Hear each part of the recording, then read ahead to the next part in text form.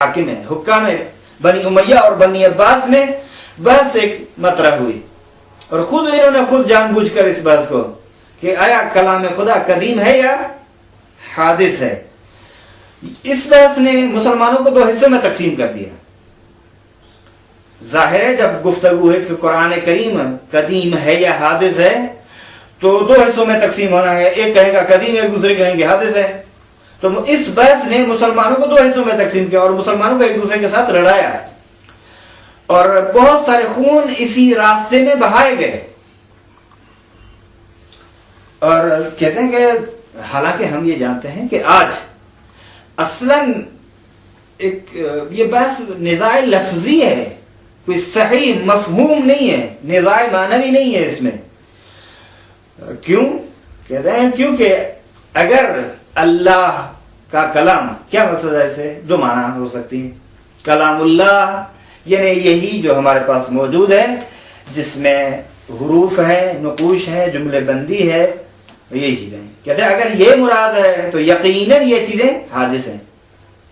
ٹھیک ہے، یہ بسم اللہ الرحمن الرحیم، یہ فرض کریں الحمدللہ رب العالمین، یہ الحمد مبتدا، یہ پورا جملہ، اگر یہی مراد ہے، یہ حروف ہیں، یہ جملات ہیں، یہ نقوش ہے، یہ کتابت ہے، یہ کاغذ ہے، یہی مراد ہے تو یقیناً یہ حادث ہے، قدیم نہیں ہے۔ لیکن کہتے ہیں اگر اس کلام اللہ سے مراد یہ لیا جائے یا مراد یہ لی جائے کہ علم یعنی اس سے مراد وہ معانی ہے جو علم پروردگار میں ہیں، تو بے شک علم خدا چونکہ ذات خدا کی مانند قدیم، ازلی اور ابدی ہے، لہذا قرآن کریم کیا بن جائے گا؟ قدیم بن جائے گا۔ لیکن البتہ یہاں میں ایک بات ضرور کر دوں کہ دیکھیں دو چیزیں ہیں، اگر مراد خود وہ علم خدا ہے تو پھر تو بات ٹھیک ہے، اور کوئی بھی یہ نہیں کہتا کہ قرآن سے مراد وہ علم خدا ہے، نہیں، ایک ہے ظرف، ایک ہے مظروف۔ اگر کہتے ہیں کہ مراد وہ معانی ہے جو علم پروردگار میں ہے،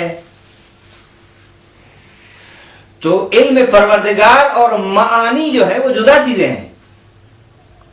ایسی معانی جو علم پروردگار میں ہے، تو آپ کیوں نہیں کہہ رہے کہ وہ معانی قدیم ہے؟ وہ کیوں نہیں کہہ رہے؟ آپ کہہ رہے ہیں خود علم خدا قدیم ہے۔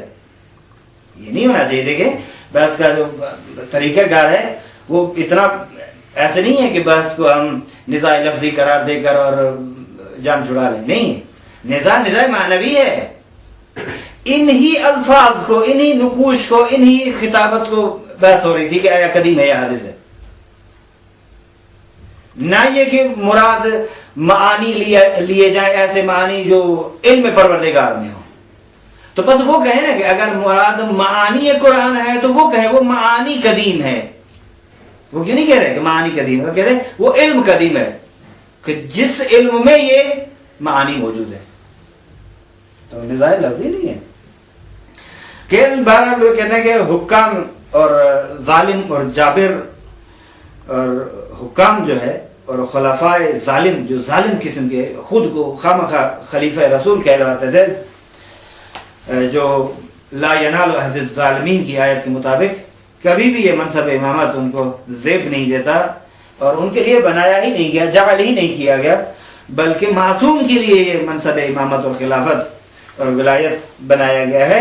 لہذا کہتے ہیں کہ مسلمانوں کو، لوگوں کو اس مسئلے میں مصروف رکھا، اور آج بھی ایسے ہاتھ درکار ہیں جو مسلمانوں کو مختلف طریقوں سے قرآن کریم میں تدبر کرنا، غور کرنا، خوض کرنا، اور اس میں اس خوض اور غور اور تفکر اور تدبر کے نتیجے میں ان آیات کے مطابق عمل کرنا، اس سے روک رہے ہیں۔ کہتے ہیں کہ وہ مسلمانوں کو چاہیے کہ اس طرح کہ ظالم، جابر، حکام جو پہلے تھے، اور اسی طرح آج بھی جو بھی ہاتھ مرموز ہیں، چھپے ہوئے ہاتھ ہیں، جو بھی قدرتیں ہیں، جو جس طریقے سے بھی قرآن میں تدبر سے روک رہے ہیں، مسلمانوں کو چاہیے ان کو جان لیں، پہچان لیں، اور ان کو ٹھکرا دیں، اور کبھی بھی ان کی بات پر عمل نہ کریں۔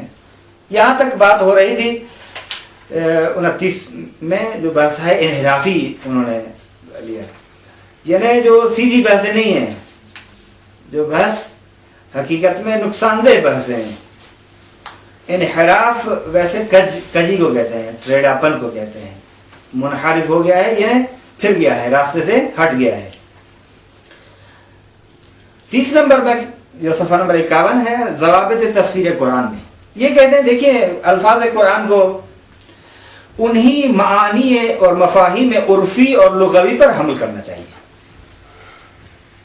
معانی عرفی اور لغوی پر حمل کرنا چاہیے، مگر یہ کہ قرینہ ہو، قرینہ عقلی یا قرینہ نقلی، چاہے وہ قرینہ خود اس آیات میں ہو یا اس سے ہٹ کر ہو، وہ اگر ہے تو ہم اس قرینے کو مد نظر رکھتے ہوئے وہ دوسری معنی لیں گے. یہ جو ظاہر معنی مراد ہو رہی ہے جو عرفی ہے اس کو مراد نہیں لیں گے. کہتے ہیں کہ لیکن دیکھیں قرائن جو ہے یقینی ہونے چاہیے. ایسے نہیں ہے کہ آپ قرائن مشکوک کو یہاں استعمال کرتے رہیں اور ہر آیت کو سائڈ پہ کر کے اس کا اپنا مطلب نکالتے رہیں جو آپ کا جی چاہ رہا ہے. نہیں، اس طرح نہیں کرنا چاہیے. یہ چیز یا حدس اور گمان کے ساتھ تفسیر نہیں کرنی چاہیے. بس تفسیر بہت بڑی ایک ذمہ داری ہے. کیونکہ انسان حقیقت میں چاہ رہا ہے کہ اللہ تبارک و تعالی کے کلام کی تفسیر کرے. ایک عام انسان کی کلام کی تفسیر کرتے ہوئے بھی انسان ایک ذمہ داری ہوتی ہے کہ یار ایسے نہ ہو کہ میں ایسی تفسیر کر بیٹھوں کہ وہ جو نہیں چاہتا. لہذا تفسیر مالا یرضا صاحب نہ ہو جائے، جس پر وہ صاحب راضی نہیں ہے. مثال ایک شخص نے گفتگو میں دوسرے نے کہا کہ یہ کہنا چاہتا ہے، اس کی مراد یہ ہے. وہ کہتا نہیں میں تو یہ نہیں کہنا چاہتا، میری مراد یہ نہیں ہے. تو ایسے نہ ہو کہ انسان قرآن کی تفسیر کرے اور پھر اللہ تبارک و تعالیٰ کی جانب سے کہ جو تم نے تفسیر کی ہے میں یہ نہیں چاہتا، میری مد نظر یہ چیز نہیں ہے، مراد میری یہ نہیں ہے. تو کس کی بات مانیں، کہاں جائیں، کس کی طرف جائیں؟ جن کی بات کو مان کر اور جان کر اور عمل کر کے انسان کو یہ یقین کامل حاصل ہو جائے کہ اب یہ وہی چیز ہے جو اللہ چاہتا ہے. تو ظاہر ہے سب سے پہلے تو وہ قرآن کا مفسر، جو پہلا مفسر ہے جس کو حضرت محمد مصطفیٰ صلی اللہ علیہ وآلہ وسلم کہا جاتا ہے، وہ نبی مکرم ہے. ان کے کلام کے ہوتے ہوئے البتہ ہر وہ چیز جو اس کی طرف نسبت دی گئی اس کی بات نہیں کر رہا. جو واقعاً ثابت ہو کہ یہ کلام رسول ہے اس کی بات ہو رہی ہے. غلط طریقوں سے یا ضعیف طریقوں سے جو وہ نسبت دی جا رہی ہے اس کی بات نہیں کر رہا. وہ واقعاً یقین کے ساتھ ثابت ہو جائے کہ یہ کلام رسول ہے، اور اس کے بعد اس کی اطرت. اور یہی مطلب تو حدیث ثقلین میں ہے کہ چونکہ ایک دوسرے کے ساتھ ہے، جدا نہیں ہے. جب یعنی حتی یرد علی الحوض، یہاں تک کہ یہ دونوں حوض کوثر پر میرے ساتھ آ کر ملے، یعنی اس وقت تک یہ لن یفترقا، کبھی بھی جدا نہیں ہوں گے. جب جدا نہیں ہوں گے تو ہمیں چاہیے کہ ہم قرآن کریم کو ایسے افراد سے لیں جو قرآن کے ساتھ ہیں ہمیشہ، کبھی بھی جدا، عمل کے ذریعے سے، کردار کے ذریعے سے، گفتار کے ذریعے سے. ایک لمحے کے لیے بھی اگر کوئی بات خلاف کہہ دی تو یہ جدا ہو گیا نا. قرآن تو ایک بات سے نہیں کہتا، ان سے اگر ایک لمحے کے لیے بھی یہ فرض کیا جائے تو وہ جدا ہو جائیں گے قرآن سے. اب ایک مثال بتا رہے ہیں، دیکھیے قرآن کریم کہہ رہا ہے وَمَنْ كَانَ فِي هَذِهِ أَعْمَى فَهُوَ فِي الْآخِرَةِ أَعْمَى، جو شخص اس دنیا میں اندھا ہے، نابینا ہے، وہ آخرت میں بھی نابینا ہوگا. کیا مراد ہے اس سے؟ کیا یہی ہے کہ جو واقعا اس دنیا میں بیچارہ اس نعمت سے محروم ہو وہ آخرت میں بھی محروم رہے گا؟ کیا یہی مراد ہے یا اس سے مراد کوئی اور چیز ہے؟ کہتے ہیں ظاہراً اعمیٰ کا وہی مقصد ہے، یعنی نابینا، اندھا. اور یہ ظاہر مراد نہیں ہے، بلکہ کیا مراد ہے؟ مراد یہاں جو ہے وہ ظاہری نابینائی نہیں ہے، بلکہ مراد یہاں یہ ہے کہ جو شخص بصیرت نہیں رکھتا اس دنیا میں وہ آخرت میں بھی کوئی بھی اسے فائدہ نہیں ہوگا. وہاں بھی محروم ہی محروم رہے گا. لہٰذا یہ کہہ رہے ہیں کہ ہمیں یقین ہے کہ مراد اس اعمیٰ سے ظاہری نابینا نہیں ہے، اور جو اس کی لغوی معنی ہے وہ مراد نہیں ہے. کیوں؟ دلیل یہ ہے کیونکہ بہت سارے نیک اور پاک لوگ جو ہے ظاہراً نابینا ہوتے ہیں. پھر اب قرآن میں کہیں کہ چونکہ نیک ہے باغ ہے، وہ پھر اس کی نیکی کہاں گئی؟ ظاہر ہے اس کو آخرت میں تو اس کا اجر ملنا چاہیے نا. بلکہ منظور کیا ہے اس اعمیٰ سے؟ کہتے ہیں منظور یہ ہے کہ جو باطن کا نابینا ہو، جو دل کا اندھا ہو، جو بصیرت سے خالی ہو. بس یہاں قرینہ عقلیہ ہے جو سبب ہو رہا ہے کہ اس طرح کی تفسیر کریں. اور قرآن کریم اسلام کے دشمنوں کے ایک گروہ میں کہتا ہے صم بکم عمی فہم لا یعقلون. وہ بہرے، گونگے اور نابینا ہیں اور اسی وجہ سے کچھ بھی نہیں سمجھ رہے. بس بدیہی ہے کہ ظاہر کے اعتبار سے وہ اندھے نہیں تھے، دیکھ رہے تھے. وہ بہرے نہیں تھے، وہ بلکہ مراد یہ ہے کہ یہ باطنی صفات جو ہیں یہ ان میں نہیں تھی. بلکہ جب باطنی صفات یہ نہ ہوں تو یقیناً ان کو کہنا یہ صحیح ہے کہ وہ کر و لال ہیں، بہرے اور گونگے ہیں اور کچھ بھی نہیں سمجھتے. بہرحال کہتے ہیں اسی بنا پر یہاں بھی کہتے ہیں کہ اس تفسیر کو ہم قرینہ حالیہ جو ہمارے ہاتھ میں ہے اس آیت کی اسی وجہ سے تفسیر کر رہے ہیں. یہ بریکٹ میں بتا رہا ہے صفحہ نمبر 52 پر. ان تفسیر ما بخاطر قرائن حالیہ ای کے در دست دارین برائے آیت ذکر بھی کنی. وہی قرینہ حالیہ جو ہمارے ہاتھوں میں ہے، اسی وجہ سے اسی قرینے کی خاطر ہم اس آیت کی اس طرح تفسیر کر رہے ہیں. بس کہتے ہیں اسی مطلب کو ذہن میں رکھتے ہوئے قرآن کریم خدا کے بارے میں یہ کہہ رہا ہے بل یداہ مبسوطتان، بلکہ اس کے دونوں ہاتھ کھلے ہیں. یا کہہ رہا ہے کہ وَاصْنَعِ الْفُلْكَ بِأَعْيُنِنَا، حضرت نوح کو حکم ہو رہا ہے اے نوح ہماری آنکھوں سے، ہمارے مقابل میں، ہمارے سامنے، ہمارے ارادے سے کشتی کو بناؤ. کہتا کیا مقصد یہی ہے کہ واقعاً یہی ہاتھ ہیں اللہ کے. ہرگز مفہوم ان آیات وجود اعضاء جسمانی چشم و گوش و دست برائے خدا نیست. کبھی بھی یہ اعضاء جارح مراد نہیں ہے. نہیں یہی آنکھیں ہیں، نہ ہاتھ ہیں، نہ پاؤں ہیں، نہ اور چیزیں. بس یا وجہ بھی کہہ رہے ہیں کل شیء ہالک الا وجہہ، یا کل شیء ہالک کل شیء ہالک الا وجہ ربک، جو قرآن اور بہت ساری آیات ہیں جو اسی مطلب کو بیان کر رہی ہیں. کہتے ہیں کہ یا جاء امر ربک وغیرہ تمام میں کہتے ہیں کہ یہ مراد نہیں ہے. کیوں؟ کیونکہ اگر یہی ہو تو خدا کا محدود ہونا لازم آتا ہے، جسم و جسمانیت ہونا لازم آتی ہے، وہ مکان اور زمان میں اس کا ہونا لازم آتا ہے. کیونکہ ہر جسم اجزاء رکھتا ہے اور اسے زمان اور مکان اور جہت کی ضرورت ہے. کیونکہ جسم جہت میں ہونا چاہیے، یا سامنے ہو یا پیچھے ہو، دائیں ہو بائیں ہو، اوپر ہو نیچے ہو، یا حکم مقابل میں ہو.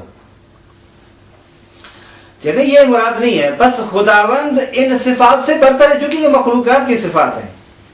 بس مراد کیا ہے بل یدا ہو؟ کہتے ہیں وہ قدرت کاملہ الہی ہے جو تمام جہان کو اپنے نفوذ میں لیا ہوا ہے. اس نے اس اعین سے مراد کیا ہے؟ یعنی ہر چیز اس کے قدرت کے تحت ہے. بس ایسی قدرت جو محیط بکل شیء، جس طرح قرآن لیس وہو الاول والآخر والظاہر والباطن وہو بکل شیء علیم. یعنی احاطہ ہے اس کا، قدرت اس کی ایسی ہے جو وَكَانَ اللَّهُ بِكُلِّ شَيْءٍ مُحِيطًا. یا بہت ساری آیتیں ہیں جو احاطے کے، یعنی اللہ ہر چیز پر احاطہ رکھتا ہے. پر پھر مراد اس ید سے وہی طاقت اور قدرت ہی ہے. اچھا آئین سے مراد کیا ہے؟ آئین، آئین مفرد ہے، آئین جمع ہے، یعنی آنکھیں.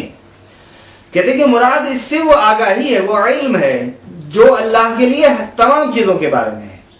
وَكَانَ اللَّهُ عَلِيمًا حَكِيمًا، یا اللہ کا علم ہر چیز پر احاطہ رکھ رہا ہے.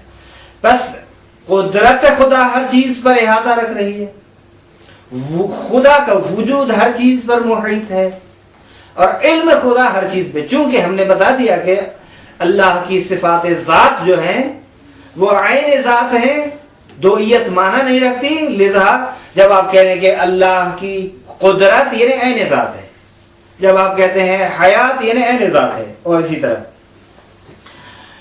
تو بس بنابراین ہم ان تعبیرات جو گزشتہ ہیں، ان تعبیرات پہ جمود نہیں رکھتے، ڈٹ جائیں، جم جائیں کہ وہ اللہ تبارک و تعالیٰ کے بارے میں کہتے ہیں کہ حقیقت میں قرائن عقلیہ اور نقلیہ کو قبول نہ کرنا. دوسرے لفظوں میں یوں کہیں کہ اگر آپ لوگ ان ظاہری عبارتوں پر ڈٹ جائیں گے اور انہی پر جمود اختیار کریں گے تو حقیقت میں آپ لوگوں نے قرائن عقلی اور نقلی کو فراموش کر دیا، ان کو آپ نے نظر انداز کر دیا. کیوں؟ کیونکہ تمام جو بھی دنیا میں سخنور ہیں، گفتگو کرنے والے ہیں، متکلم ہیں، وہ سب کے سب قرائن پر بھروسہ کرتے ہیں. لہذا قرآن نے بھی اسی بات کو مد نظر رکھتے ہوئے اور اسی روش اور طریقہ کار کو اختیار کیا ہے اور اس کو رسمی صورت بنا دی ہے. جس طرح کہ وَمَا أَرْسَلْنَا مِن رَسُولٍ إِلَّا بِلِسَانِ قَوْمِهِ، ہم نے کسی رسول کو نہیں بھیجا سوائے اس کے کہ اس کی قوم کے زبان کے ساتھ. لیکن اس کا مطلب کیا ہے؟ کہتا ہے کہ بہرحال پیغمبر اکرم صلی اللہ علیہ وآلہ وسلم عرب زبان میں آئے، حضرت نوح اس وقت میں جو رائج زبان تھی اس میں آئے، اور اسی طرح معجزات میں بھی ہے. کہتے ہیں کہ آخر میں جو جملہ ہے ولی ہم طور کی گفتش ہو تو قرائن باید قطعی و روشن باشد. آخری جملہ ان کا یہ ہے اسی بحث میں. دیکھیں ظنی قرائن قابل قبول نہیں ہے، یا حدس اور گمان قابل قبول نہیں ہے، بلکہ اگر قرآن کے اس ظاہر کو آپ قبول نہیں کرنا چاہتے تو ایک قرینے قطعی اور یقینی ہونا چاہیے. دوسرے لفظوں میں یوں کہیں کہ دیکھیں ظاہر حجت ہے، اس وقت تک ظاہر حجت ہے کہ اس ظاہر کے خلاف یقینی کوئی دلیل نہ آ جائے. جب یقینی دلیل آئے تو ہم اس ظاہر سے ہاتھ اٹھا لیں گے. اب آگے جو بحث ہے وہ ہے 31 نمبر پر، جس کا نام ہے خطرات تفسیر بالرأی. یہاں سے کہہ رہے ہیں کہ دیکھیے قرآن کریم کو اپنے تفسیر بالرأی نہیں کرنی چاہیے، اپنے ذاتی رائے کے ساتھ تفسیر کرنا خطرناک ہے، بلکہ یہ طریقہ غلط ہے، مردود ہے. کہتے ہیں کہ دیکھیے قرآن کریم میں اس سے یعنی احادیث میں اس عمل کو جو فرد بھی، جو شخص بھی تفسیر بالرأی کرتا ہے اس کو گناہان کبیرہ میں شمار کیا گیا. یعنی اس عمل کو، یعنی تفسیر بالرأی کے عمل کو گناہان کبیرہ میں شمار کیا گیا ہے، اور انسان اللہ کے تقرب سے دور رہ جاتا ہے. اور پیغمبر کی حدیث میں یہ آیا ہے، حدیث البتہ یہ حدیث قدسی ہے کہ فرماتے ہیں کہ ما آمن بی من فسر برأیہ کلامی، وہ شخص مجھ پر کبھی ایمان نہیں لے کر آیا جو میرے کلام کو اپنی ذاتی رائے سے تفسیر کر رہا ہے. ٹھیک ہے، بس اپنے ذاتی رجحانات، اپنے ذاتی ہوائے نفس کی خاطر قرآن کی تفسیر نہیں کرے، بلکہ اگر صحیح ایمان رکھتا ہو تو کلام خدا کو جس طرح وہ ہے اسی طرح قبول کرے، نہ یہ کہ اپنے ذاتی ہوائے نفس اور خواہشات نفسانی اور اپنے میل اور رجحان کے مطابق اس کی تفسیر کرے اور کہے کہ مراد یہ ہے. ٹھیک ہے، کہتے ہیں کہ بہت ساری کتب میں یہ مشہور اور معروف جملہ ہے پیغمبر کا. بریکٹ میں کہہ رہے ہیں مثال کے طور پر اب اہل سنت کی کتابوں میں سے صحیح مسلم میں، صحیح ترمذی میں، جس کو سنن ترمذی کہتے ہیں، سنن نسائی میں، سنن ابی داود میں یہ پیغمبر کی حدیث نقل کی گئی ہے. مثال کے طور پر وہ پیغمبر اکرم فرماتے ہیں من قال فی القرآن برأیہ او بما لا یعلم فلیتبوأ مقعدہ من النار. جو شخص بھی اپنی ذاتی رائے کے ساتھ، اپنی ذاتی نفسانی خواہش کے ساتھ قرآن کی تفسیر کرے یا ناآگاہانہ طور پر قرآن کے بارے میں کچھ کہے، یعنی نہیں جانتا، جاہل ہے، لیکن پھر بھی کہتا ہے اس شخص کو چاہیے کہ وہ اپنی جگہ کو جہنم کے لیے قرار دے. اس کو چاہیے تیار ہو جائے کہ جہنم میں اس کی جگہ، یعنی بس جہنم میں جانے کے لیے یہ اوکے ہے، ٹکٹ ہو چکی ہے اس کی. اب کہتے ہیں کہ دیکھیں، اب سوال تو ہوگا، آپ بار بار کہہ رہے ہیں کہ تفسیر بالرائے صحیح نہیں ہے، تفسیر بالرائے گناہ کبیرہ ہے، اور تفسیر بالرائے قرآن مجید کو یعنی خطرناک ترین ایک عمل ہے. تو اب یہ سوال بتائیے کہ تفسیر قرآن ہے، تفسیر بالرائے ہے کیا کہ ہم